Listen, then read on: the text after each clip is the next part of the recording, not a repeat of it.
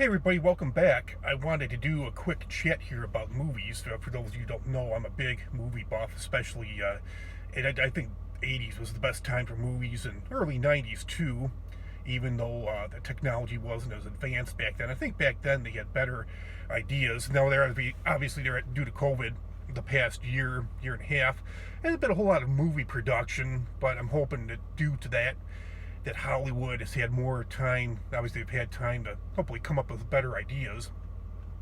Obviously, and along with due to the advancement in technology, like graphics in movies, things like that, you can't do all the things that you used to be able to do. Now, it used to be in the horror movies, people would cut telephone lines, but nowadays everybody has a telephone in their pockets. That idea doesn't really work anymore. You could easily call. If you get kidnapped, you could easily call or phone for help, unless somebody took your phone and destroyed it, and the FBI could track a cell phone. If a person still had the cell phone on them, the FBI could track it. Now with iCloud, Find My iPhone, it's pretty easy to track the location of a missing cell phone. So I recently saw, I know the movie's 30 years old, and laugh all you want, but I recently saw Silence of the Lambs.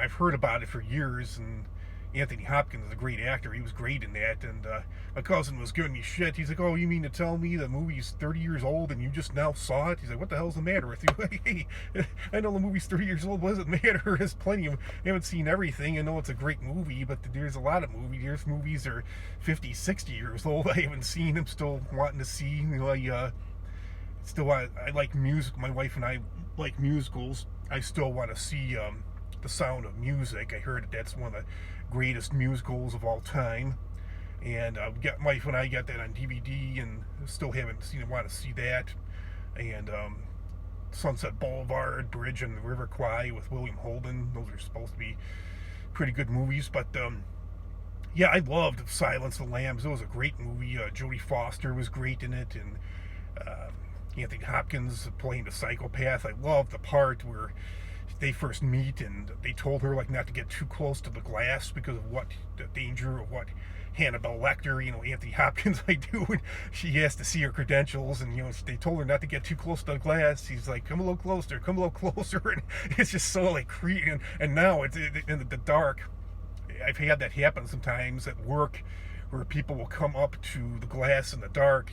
People I work with, and they either want me to let them in or let themselves in. It's almost kind of creepy in a way, thinking about that scene, seeing Anthony Hopkins behind the glass. And I recently watched Beverly Hills Cop with my wife, and I saw a movie when I was a kid, but Hannibal Lecter, he kind of reminded, and Anthony Hopkins, I didn't know that he is British too, as was Victor Maitland in Beverly Hills Cop, Stephen Burkoff.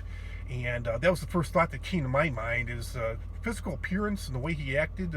Obviously, Victor Maitland was evil in Beverly Hills Cop, and so was Hannibal Lecter. But that was one of the first thoughts that came to my mind. I said, "Oh, he kind of reminds me of Victor Maitland from Beverly Hills Cop." And a friend of mine said, "Oh yeah, that's true. I never actually thought of it that way." And I love that scene where Hannibal Lecter just goes completely nuts and starts biting people's faces, and yeah, it was a great movie. It definitely didn't disappoint.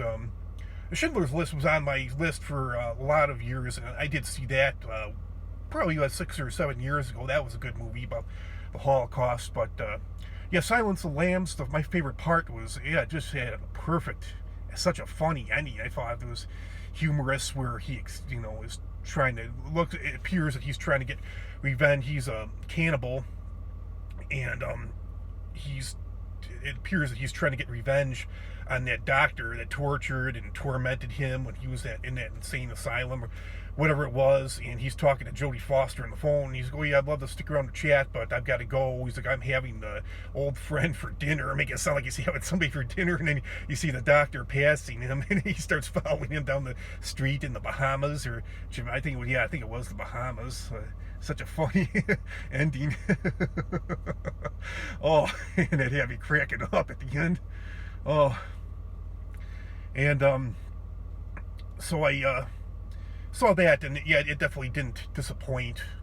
And I'm trying to think of other movies I saw. I don't know if how big it went over, but I saw Sneakers with Robert Redford from 1992, and that was a pretty funny movie. I think my favorite part was where he was pretending that he's a private investigator, and he's got his buddy, he's wearing an earpiece, he's got his buddies that are supposed to be feeding him the answers, and he's kind of like, throughout the whole scene, he's kind of like buying time, and he's like, I'm a private investigator, and she's like, the woman he's talking to is like, well, with who? Who hired you? And they're not feeding him the answers, and he's like, huh?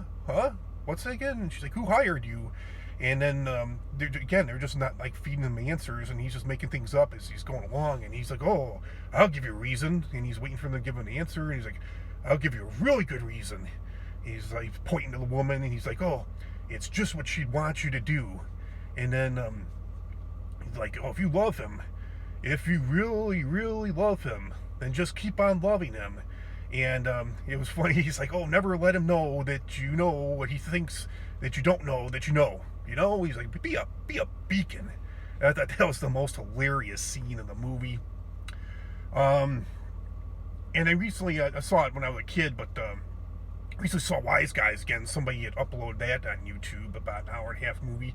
I'm not sure how big it's like a comedy, but it's a gangster movie with but not like you know, Casino or Goodfellas. It's kind of like a more of a funny gangster mobster movie. Not really like suspenseful or drama like Casino or Goodfellas. Not depressing, but it's really funny throughout most of the movie. I'm not sure how it went over, but I mean, Danny DeVito, he was so big. He was in everything back in the 80s, early 90s, so I'm not sure what kind of reviews, ratings it got. I haven't looked that up, but it was a funny movie. I thought it was hilarious. The movie never gets old to me, but yeah, I hadn't seen that movie for many years, so definitely that was a good one. And there was also another movie I saw recently. I can't remember what the name. Yeah, it's just not coming to mind. But there's still some other movies I want to see. Like what was that one? Oh, it's not coming to mind. I like Robert De Niro. I wanted to see the Deer Hunter, and that was the movie I saw that I can't remember what the name of it was. That I recently saw Robert De Niro in. It was made in the early 90s, where Robert De Niro was like crazy. It was a pretty good movie. Name of it just isn't coming to mind right now. Sorry about that. I'm sure I'll think of it later. But yeah, I wanted to see the Deer Hunter, and also, Raging Bull. It's where he's doing the Robert De Niro's playing like the real life. Joe Pesci's in that too, but Robert De Niro's playing the real life storyline of the boxer Jack LaMotta. It's supposed to be pretty good.